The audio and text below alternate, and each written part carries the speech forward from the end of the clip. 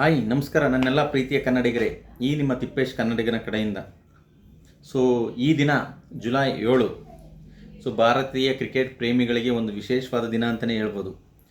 ಭಾರತ ಕ್ರಿಕೆಟ್ನ ಚರಿತ್ರೆಗೆ ತನ್ನದೇ ಆಗಿರ್ತಕ್ಕಂಥ ಒಂದು ಅತ್ಯುತ್ತಮವಾದ ಕೊಡುಗೆಗಳನ್ನು ಕೊಟ್ಟಿರ್ತಕ್ಕಂಥ ಮಹಾನ್ ಆಟಗಾರ ನಮ್ಮ ಪ್ರೀತಿಯ ಮಹೇಂದ್ರ ಸಿಂಗ್ ಧೋನಿಯವರ ಜನ್ಮದಿನ. ಈ ಜನ್ಮದಿನಕ್ಕೋಸ್ಕರ, ಅವರ ಒಂದು ಜನ್ಮದಿನದ ಸವಿನೆನಪಿಗೋಸ್ಕರ ಈ ಮಹೇಂದ್ರ ಸಿಂಗ್ ಧೋನಿ ಅಭಿಮಾನಿಯಾಗಿ ಒಂದು ಪುಟ್ಟ ಕಿರು ಸಂದೇಶದ ವಿಡಿಯೋವನ್ನು ನಿಮಗಾಗಿ ಹಾಗೂ ನನ್ನೆಲ್ಲ ಪ್ರೀತಿಯ ಮಹೇಂದ್ರ ಸಿಂಗ್ ಧೋನಿ ಅಭಿಮಾನಿಗಳಿಗಾಗಿ ಹಾಗೂ ನನ್ನೆಲ್ಲ ಪ್ರೀತಿಯ ಕನ್ನಡಿಗರಿಗಾಗಿ ಮಾಡ್ತಾಯಿದ್ದೀನಿ. ಯಾವುದೇ ವಿಶ್ವದ ಮಹಾನ್ ನಾಯಕ, ಕ್ರಿಕೆಟ್ನ ಮಹಾನ್ ನಾಯಕ ಮಾಡೋಕ್ಕಾಗದಿರ್ತಕ್ಕಂಥ ಸಾಧನೆಯನ್ನು ಮೊದಲ ಬಾರಿಗೆ ICCಯ 3 ವಿಭಾಗದಲ್ಲಿ ಟ್ರೋಫಿಯನ್ನು ಭಾರತ ದೇಶಕ್ಕೆ ತಂದು ಕೊಟ್ಟಿರ್ತಕ್ಕಂಥ ಮೊದಲ ನಾಯಕ, ವಿಶ್ವದ ಮೊದಲ ನಾಯಕ ಯಾರಾದರೂ ಇದ್ದರೆ ಅದು ಮಹೇಂದ್ರ ಸಿಂಗ್ ಧೋನಿ. 2004ರಲ್ಲಿ ಆಲ್ರೆಡಿ ಭಾರತ ದೇಶದಲ್ಲಿ ಅತ್ಯುನ್ನತವಾದ ಕ್ರಿಕೆಟ್ ಪೀಕ್ ಸೀಸನ್ ಅವಾಗ ಅಂತಲೇ ಹೇಳ್ಬೋದು. 2003 ವರ್ಲ್ಡ್ ಕಪ್ ಫೈನಲ್ಲಿಗೆ ಹೋಗಿ ಬಂದ ಆದಮೇಲೆ ತುಂಬ ಬದಲಾವಣೆಗಳು ಆಗ್ತಕ್ಕಂಥ ಒಂದು ಸಂದರ್ಭದಲ್ಲಿ ಸೌರವ್ ಗಂಗೂಲಿ ಅವರ ನಾಯಕತ್ವದಲ್ಲಿ ಅವರು ಒಂದು ಆಟಕ್ಕೆ ಬಿದ್ದು ಈ ಮಹೇಂದ್ರ ಸಿಂಗ್ ಧೋನಿ ಅವ್ರನ್ನ ಸೆಲೆಕ್ಷನ್ ಮಾಡಿದರು ಬಾಂಗ್ಲಾದೇಶ ಟೂರಿಸಮ್ಗೆ. ಅವಾಗ ಮೊದಲನೇ ಮ್ಯಾಚಲ್ಲಿ ಇವರು ರನ್ಔಟ್ ಆಗಿ ಔಟ್ ಆದರು 2004ರಲ್ಲಿ. ಅದೇ ಥರನೇ 2019ರಲ್ಲಿ ಸಹ ತನ್ನ ಒಂದು ಕೊನೆಯ ಅಂತಾರಾಷ್ಟ್ರೀಯ ಪಂದ್ಯವನ್ನು ನ್ಯೂಜಿಲ್ಯಾಂಡ್ ವಿರುದ್ಧ ರನ್ಔಟ್ ಆಗಿ ಇವರು 15 ವರ್ಷಗಳ ಅಂತಾರಾಷ್ಟ್ರೀಯ ಪಂದ್ಯಕ್ಕೆ ಅಲ್ಪ ವಿರಾಮನ ಪೂರ್ಣ ವಿರಾಮನ ಇಟ್ಟರು. ನಮ್ಮ ಭಾರತ ದೇಶದ ಕ್ರಿಕೆಟ್ಗೆ ತನ್ನದೇ ಆಗಿರ್ತಕ್ಕಂಥ ಒಂದು ಉನ್ನತವಾದ ಕೊಡುಗೆಯನ್ನು ಕೊಟ್ಟಿದ್ದಾರೆ. ಈಗೇನು ಸಾವಿರಾರು ಕೋಟಿ ಲಾಭಾಂಶದಲ್ಲಿ ಇದೆಯೋ BCCI ಭಾರತಕ್ಕೆ ಕ್ರಿಕೆಟ್ ನಿಯಂತ್ರಣ ಮಂಡಳಿ, ಅದಕ್ಕೆ ತನ್ನದಾಗಿರ್ತಕ್ಕಂಥ ಒಂದು ಕೊಡುಗೆಯನ್ನು ಕೊಟ್ಟಿರ್ತಕ್ಕಂಥ ಇಬ್ಬರು ಮಹಾನ್ ಚೇತನ ನಾಯಕರು ಯಾರಪ್ಪ ಅಂದರೆ, ಒಂದು ಸೌರವ್ ಗಂಗೂಲಿ, 2 ಮಹೇಂದ್ರ ಸಿಂಗ್ ಧೋನಿ. ತಮ್ಮ ಒಂದು ಅಡಿಯಾಳಲ್ಲಿ ತುಂಬ ಒಂದು ಅತ್ಯುತ್ತಮವಾದ ಕ್ರಿಕೆಟ್ ತಾರೆಗಳನ್ನು ಪರಿಚಯ ಮಾಡ್ತಕ್ಕಂತಹ ಒಂದು ಹೆಗ್ಗಳಿಕೆ ಯಾರ್ದಾದ್ರೂ ಇದ್ದರೆ ಅದು ಮಹೇಂದ್ರ ಸಿಂಗ್ ಧೋನಿ ಅವ್ರದ್ದು ಮತ್ತು ಸೌರವ್ ಗಂಗೂಲಿ ಅವ್ರದ್ದು.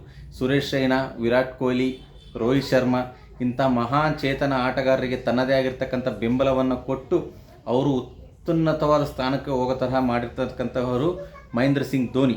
ಅದೇ ರೀತಿಯಾಗಿ ಇದೇ ಮಹೇಂದ್ರ ಸಿಂಗ್ ಧೋನಿ ಅವರು ತನ್ನ ಒಂದು ಕ್ರಿಕೆಟ್ನ ಪ್ರಾವೀಣ್ಯತೆಯನ್ನು ತೋರಿಸ್ಬೇಕಪ್ಪ ಅಂತಂದೇಳಿ ತನ್ನ ಒಂದು 3ನೇ ಕ್ರಮಾಂಕವನ್ನು ಸೌರವ್ ಗಂಗೂಲಿ ಅವರು ಇವ್ರಿಗೆ ದಾರಿ ಎಳೆದುಕೊಟ್ರು.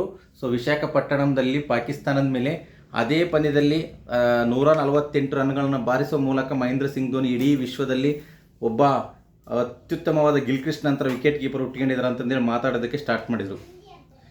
ಅಂತಹ ಒಂದು ಅದ್ಭುತವಾದ ಕ್ರಿಕೆಟಿಗ ನಮ್ಮ ಮಹೇಂದ್ರ ಸಿಂಗ್ ಧೋನಿ. IPL ಸ್ಟಾರ್ಟ್ ಆದಮೇಲೆ 2008ರಲ್ಲಿ ಉದ್ಘಾಟನೆ ಲೀಗ್ ಅಂತ ಟೈಮಲ್ಲಿ ಅತಿ ದುಬಾರಿ ಆಟಗಾರರಾಗಿ ಚೆನ್ನೈ ಸೂಪರ್ ಕಿಂಗ್ಸ್ಗೆ ಇವರು ಒಂದು ಸೇಲ್ ಆಗ್ತಾರೆ. 10 ಬಾರಿ ಚೆನ್ನೈ ಸೂಪರ್ ಕಿಂಗ್ಸ್ನ ಸೆಮಿಫೈನಲಿಗೆ ತೊಗೊಂಡೋಗಿ 5 ಬಾರಿ ಕಪ್ ಹೊಡೆಯೋದಕ್ಕೆ ಕಾರಣಕರ್ತರಾಗ್ತಾರೆ.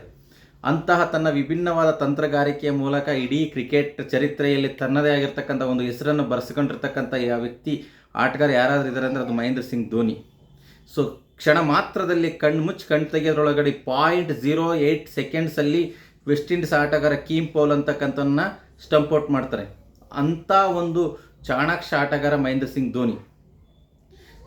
ಪ್ರಸ್ತುತ ಅಂತಾರಾಷ್ಟ್ರೀಯ ಕ್ರಿಕೆಟ್ಗೆ ನಿವೃತ್ತಿ ಹೊಂದಿದರೂ ಸಹ IPL ತನ್ನದೇ ಆಗಿರ್ತಕ್ಕಂಥ ಒಂದು ಕ್ರೇಜ್ ಇಟ್ಕೊಂಡು ಸುಮಾರು ಕೊನೆಯ ಸೀಸನ್ನಲ್ಲಿ ಅದೊಂದು ಗಾಯಾಳು ಆಗಿದ್ದರಿಂದ ಅವರು ಆಟ ಆಡೋಕ್ಕಾಗಿಲ್ಲ. ಬಟ್ ಆದರೆ ಹಿಂದಿನ ಸೀಸನಿನ ತನಕ ಒಂದು ಅದ್ಭುತವಾಗಿ ಆಟ ಆಡಿದ್ದಾರೆ. ಇವರಿಂದ IPL ಒಂದು ಕಳೆ ಬರುತ್ತೆ ಅಂತಂದೇಳಿ ಚೆನ್ನೈ ಸೂಪರ್ ಕಿಂಗ್ಸ್ನವ್ರು ಇವ್ರನ್ನ ಕೈ ಬಿಡ್ದೇನೆ ಒಂದು ಪ್ಲೇಯಿಂಗ್ 11 ಆಡಿಸ್ತೀವಿ ಅಂತಂದೇಳಿ ಅಡ್ವರ್ಟೈಸ್ಮೆಂಟ್ಗೋಸ್ಕರನಾದರೂ ಇವ್ರನ್ನ ಇಟ್ಕೊಂಡಿದ್ದು. ಅಂತಹ ಒಂದು ಅದ್ಭುತ ಕ್ರಿಕೆಟಿಗ ಮಹೇಂದ್ರ ಸಿಂಗ್ ಧೋನಿ. ಇಂತಹ ಮಹೇಂದ್ರ ಸಿಂಗ್ ಧೋನಿಯವರು ಈ ದಿನ ಹುಟ್ಟಿದ್ದಾರೆ, ಜನ್ಮ ತಾಳಿದ್ದಾರೆ. ಅಂತಹ ಜನ್ಮ ತಾಳಿರ್ತಕ್ಕಂಥ ಮಹೇಂದ್ರ ಸಿಂಗ್ ರಾಂಚಿಯ ರಾಜ ಮಹೇಂದ್ರ ಸಿಂಗ್ ಧೋನಿಯವರಿಗೆ ದೇವರು ಒಳ್ಳೇದು ಮಾಡಲಿ. ಅವರಿಂದ ಇನ್ನೂ ಕ್ರಿಕೆಟ್ಗೆ ಉನ್ನತವಾದ ಅರ್ಥ ಬರಲಿ ಅಂತ ಹೇಳ್ತಾ, ಅವರು ಕೊಡುಗೆ ಇನ್ನೂ ಅಪಾರವಾಗಿ ಬರಲಿ, ಕೋಚ್ ಆಗಿ ಬರಲಿ, ಮೆಂಟರ್ ಆಗಿ ಬರಲಿ, ಒಟ್ಟು ಭಾರತೀಯ ಕ್ರಿಕೆಟ್ಗೆ ಅವರು ತನ್ನದಾಗಿರ್ತಕ್ಕಂಥ ಕೊಡುಗೆಯನ್ನು ಮುಂದುವರಿಸಲಿ ಅಂತ ಹೇಳ್ತಾ ನನ್ನ ಒಂದು ಚಿಕ್ಕ ಪುಟ್ಟ ಭಾಷಣವನ್ನು ಮುಗಿಸ್ತಿದ್ದೀನಿ. ಜೈ ಹಿಂದ್, ಜೈ ಕರ್ನಾಟಕ ಮಾತೆ.